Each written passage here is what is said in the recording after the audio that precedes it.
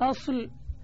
ومن مات زوجها الغائب أو طلقها اعتدت منذ الفرقة وإن لم تحد، وعدة موطوءة بشبهة أو زنا أو بعقد فاسد كمطلقة، وإن وطئت معتدة بشبهة أو نكاح فاسد فرق بينهما وأتمت عدة الأول، ولا يحتسب منها مقامها عند الثاني، ثم اعتدت للثاني، وتحل له بعقد بعد انقضاء العدتين.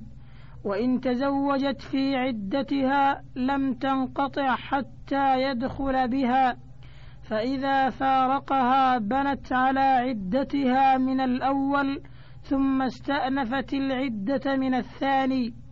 وإن أتت بولد من أحدهما انقضت منه عدتها به ثم اعتدت للآخر. ومن وطئ معتدته البائن بشبهة استأنفت العدة بوطئه ودخلت فيها بقية الأولى. وإن نكح من أبانها في عدتها ثم طلقها قبل الدخول بنت. فصل.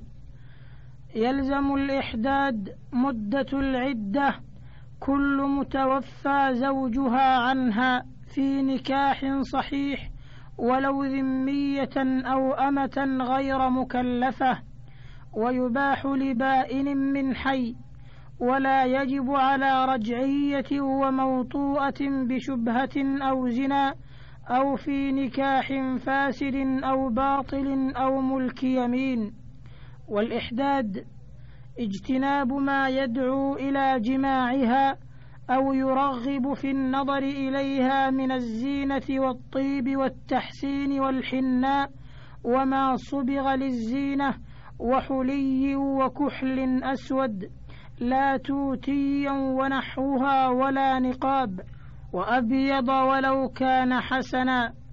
وتجب عدة الوفاة في المنزل حيث وجبت، فإن تحولت خوفا أو قهرا أو بحق انتقلت حيث شاءت، ولها الخروج لحاجتها نهارا لا ليلا.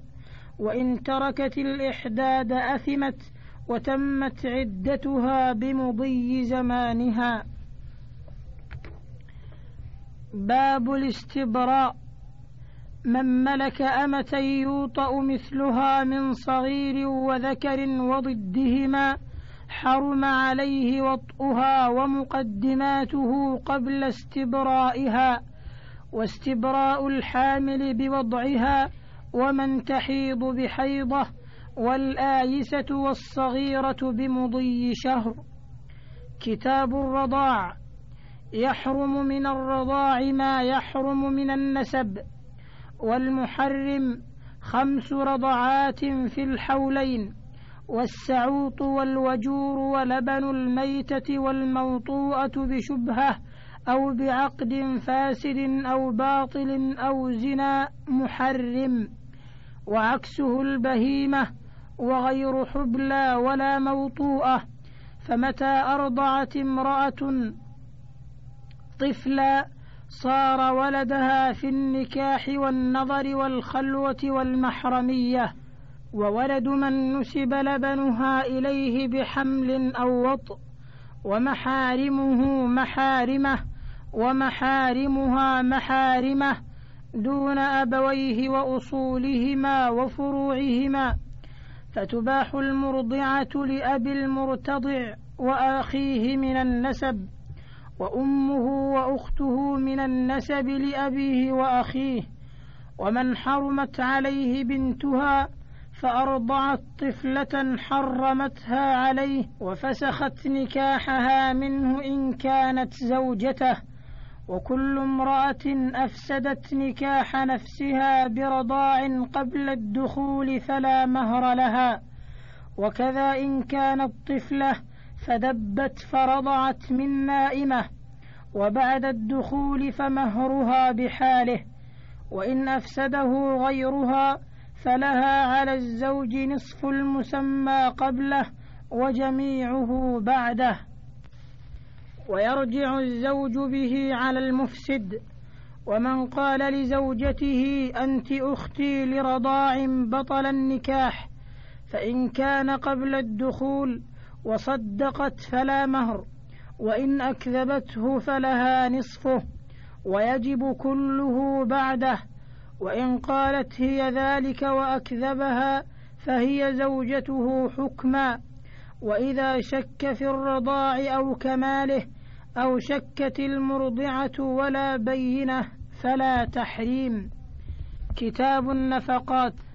يلزم الزوج نفقة زوجته قوتا وكسوة وسكناها بما يصلح لمثلها، ويعتبر الحاكم ذلك بحالهما عند التنازع، فيفرض للموسرة تحت الموسر قدر كفايتها من أرفع خبز البلد وأدمه، ولحما عادة الموسرين بمحلهما، وما يلبس مثلها من حرير وغيره، وللنوم فراش ولحاف وإزار ومخدة، وللجلوس حصير جيد وزلي، وللفقيرة تحت الفقير من أدنى خبز البلد وأدم يلائمه، وما يلبس مثلها ويجلس عليه، وللمتوسطة مع المتوسط، والغنية مع الفقير وعكسها ما بين ذلك عرفا.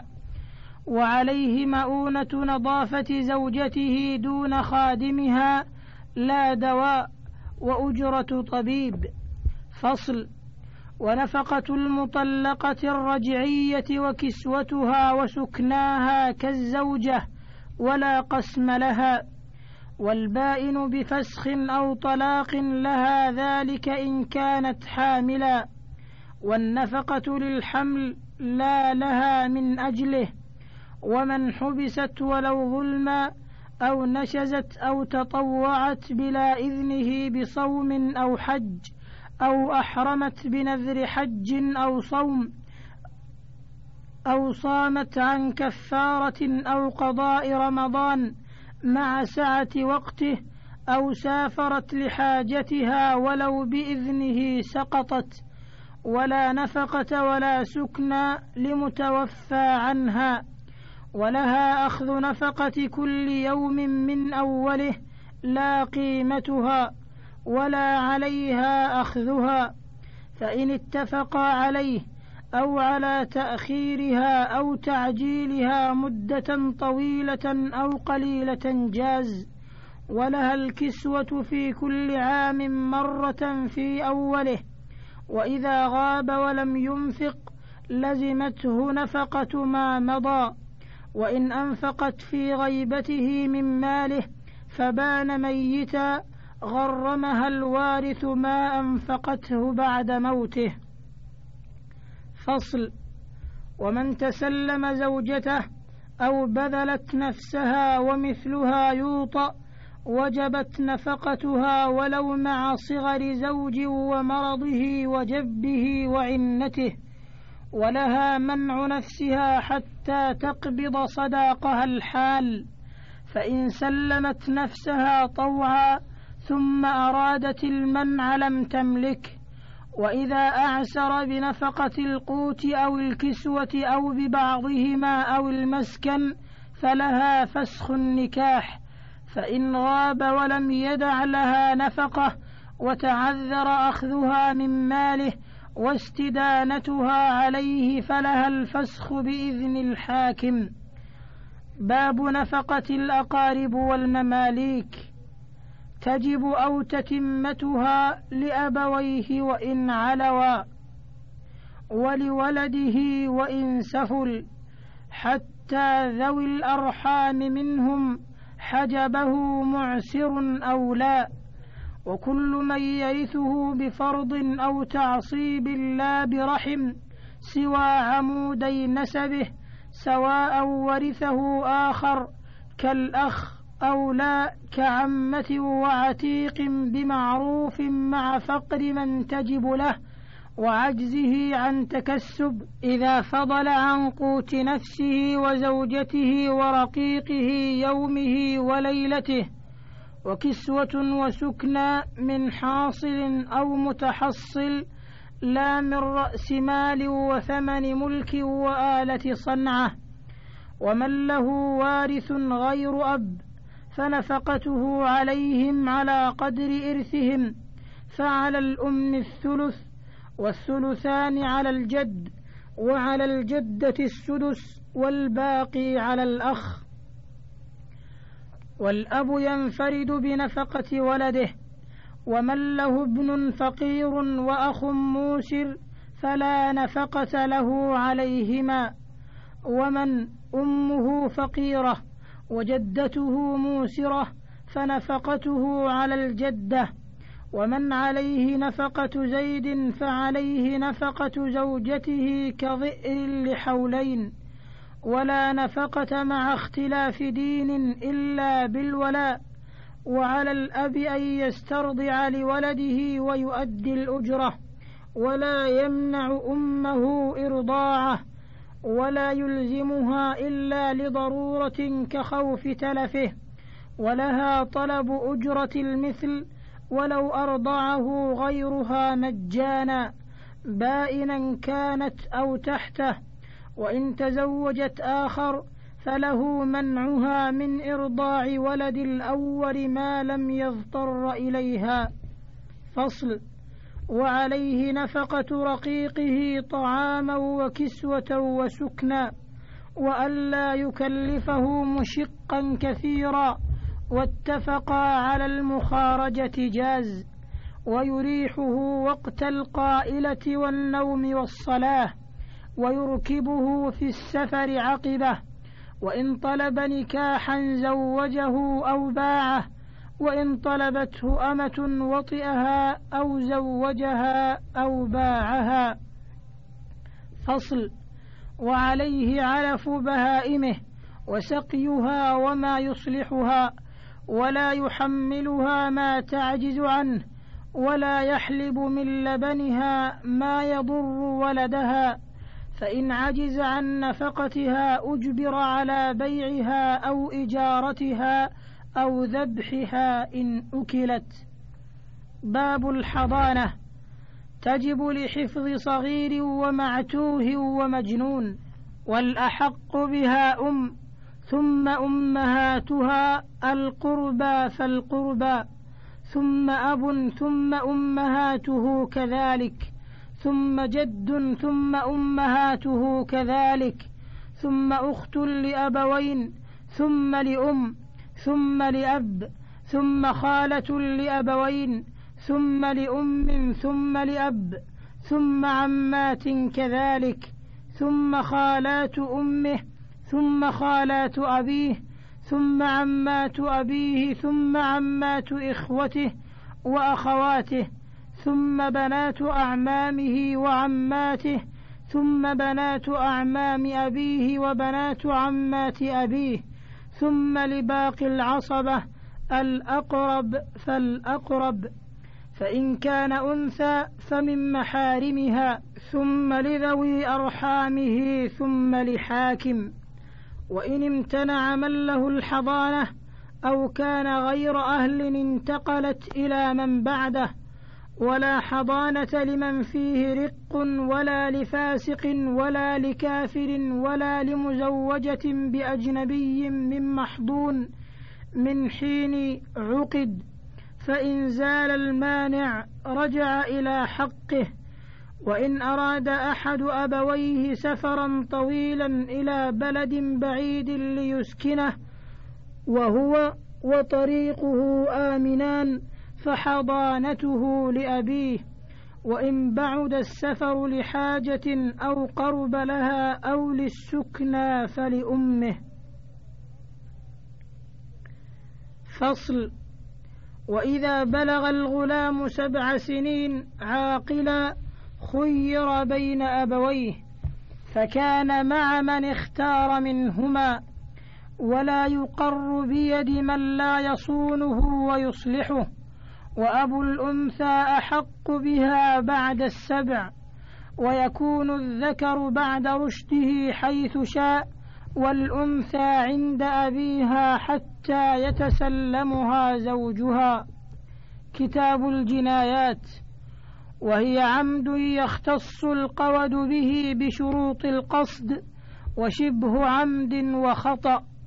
فالعمد أن يقصد من يعلمه آدميا معصوما فيقتله بما يغلب على الظن موته به، مثل أن يجرحه بما له مور في البدن، أو يضربه بحجر كبير ونحوه، أو يلقي عليه حائطا، أو يلقيه من شاهق أو في نار أو في ماء يغرقه ولا يمكنه التخلص منهما، أو يخنقه أو يحبسه ويمنعه الطعام أو الشراب فيموت من ذلك في مدة يموت فيها غالبا، أو يقتله بسحر أو بسم، أو شهدت عليه بينة بما يوجب قتله ثم رجعوا وقالوا عمدنا قتله ونحو ذلك.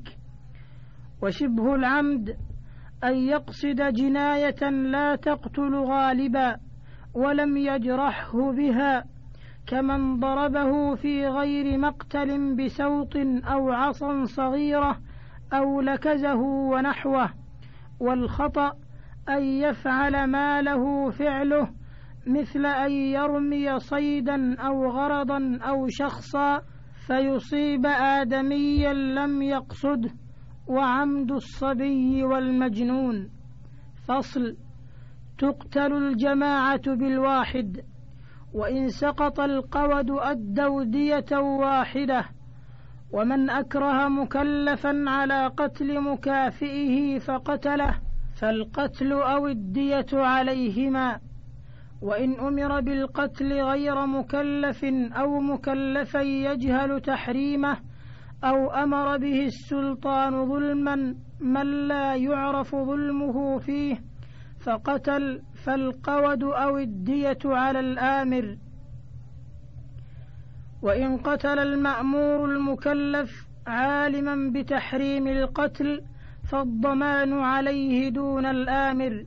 وإن اشترك فيه اثنان لا يجب القود على أحدهما منفردا لأبوة أو غيرها، فالقود على الشريك، فإن عدل إلى طلب المال لزمه نصف الدية. باب شروط القصاص، وهي 4: أحدها عصمة المقتول، فلو قتل مسلم أو ذمي حربيا أو مرتدا لم يضمنه بقصاص ولا دية. الثاني التكليف، فلا قصاص على صغير ولا مجنون. الثالث المكافأة، بأن يساويه في الدين والحرية والرق، فلا يقتل مسلم بكافر ولا حر بعبد وعكسه يقتل، ويقتل الذكر بالأنثى والأنثى بالذكر. الرابع عدم الولادة، فلا يقتل أحد الأبوين وإن علا بالولد وإن سفل، ويقتل الولد بكل منهما. باب استيفاء القصاص، يشترط له 3 شروط: أحدها كون مستحقه مكلفا، فإن كان صبيا أو مجنونا لم يستوف وحبس الجاني إلى البلوغ والإفاقة. الثاني اتفاق الأولياء المشتركين فيه على استيفائه، وليس لبعضهم أن ينفرد به، وإن كان من بقي غائبا أو صغيرا أو مجنونا انتظر القدوم والبلوغ والعقل. الثالث أن يؤمن في الاستيفاء أن يتعدى الجاني، فإذا وجب على حامل أو حائل فحملت لم تقتل حتى تضع الولد وتسقيه اللبن، ثم إن وجد من يرضعه وإلا تركت حتى تفطمه. ولا يقتص منها في الطرف حتى تضع، والحد في ذلك كالقصاص. فصل. ولا يستوفى قصاص إلا بحضرة سلطان أو نائبه وآلة ماضية، ولا يستوفى في النفس إلا بضرب العنق بسيف ولو كان الجاني قتله بغيره. باب العفو عن القصاص.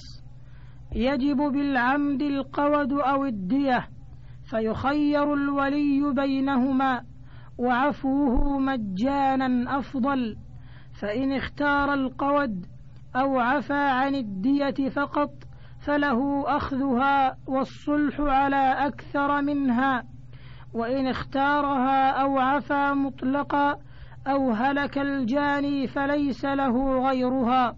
وإذا قطع إصبعا عمدا فعفى عنها ثم سرت إلى الكف أو النفس وكان العفو على غير شيء فهدر.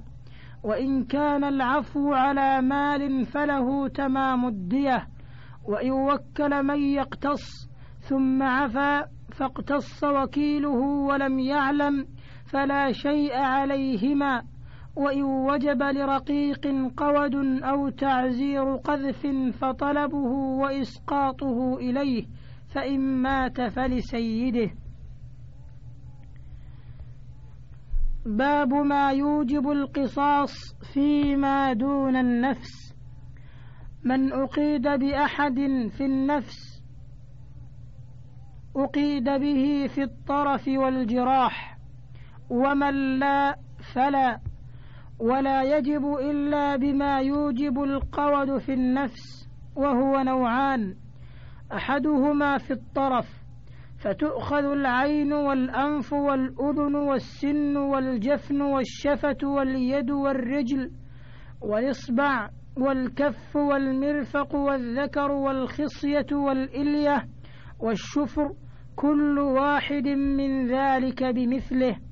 وللقصاص في الطرف شروط: الأول الأمن من الحيف، بأن يكون القطع من مفصل أو له حد ينتهى إليه كمارن الأنف وهو ما لان منه.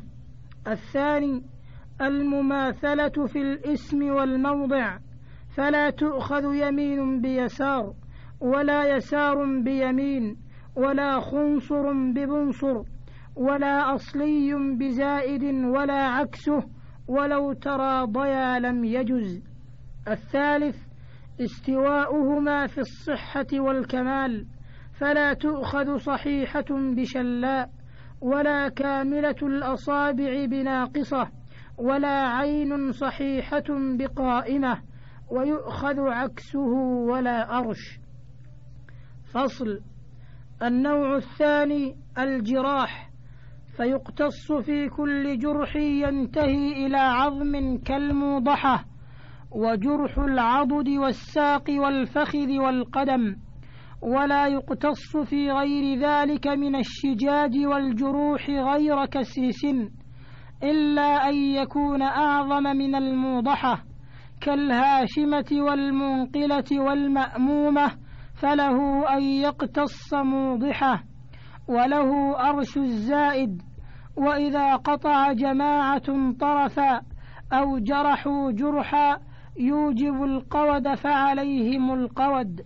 وسراية الجناية مضمونة في النفس فما دونها، وسراية القود مهدورة. ولا يقتص من عضو وجرح قبل برئه، كما لا تطلب له دية. كتاب الديات. كل من أتلف إنسانا بمباشرة أو سبب لزمته ديته، فإن كانت عمدا محضا ففي مال الجاني حالة، وشبه العمد والخطأ على عاقلته. وإن غصب حرا صغيرا فنهشته حية أو أصابته صاعقة أو مات بمرض أو غل حرا مكلفا وقيده فمات بالصاعقة أو الحية وجبت الدية.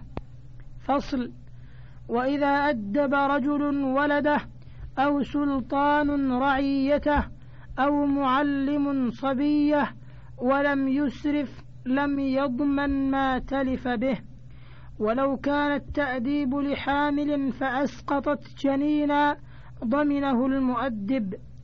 وإن طلب السلطان امرأة لكشف حق الله أو استعدى عليها رجل بالشرط في دعوى له فأسقطت ضمنه السلطان والمستعدي، ولو ماتت فزعا لم يضمنا.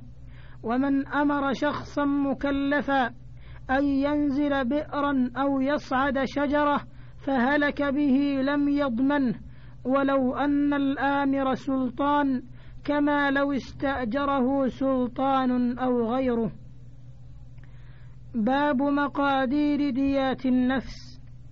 دية الحر المسلم 100 بعير أو 1000 مثقال ذهبا أو 12,000 درهم فضة أو 100 بقرة أو 1000 شاه، فهذه أصول الدية. فأيهما أحضر من تلزمه لزم الولي قبوله.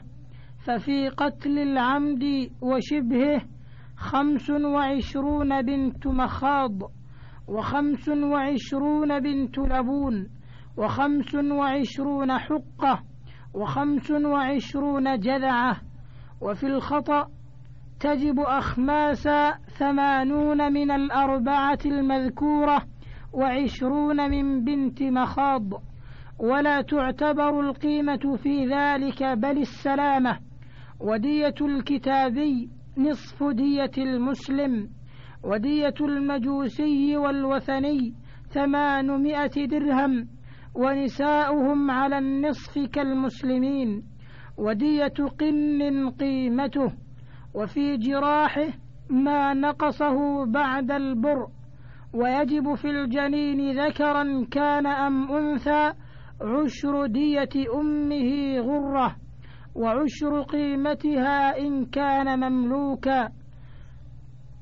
وتقدر الحرة أمه. وإن جنى رقيق خطأ أو عمدا لا قود فيه، أو فيه قود واختيار فيه المال، أو أتلف مالا بغير إذن سيده تعلق ذلك برقبته، فيخير سيده بين أن يفديه بأرش جنايته أو يسلمه إلى ولي الجناية فيملكه، أو يبيعه ويدفع ثمنه.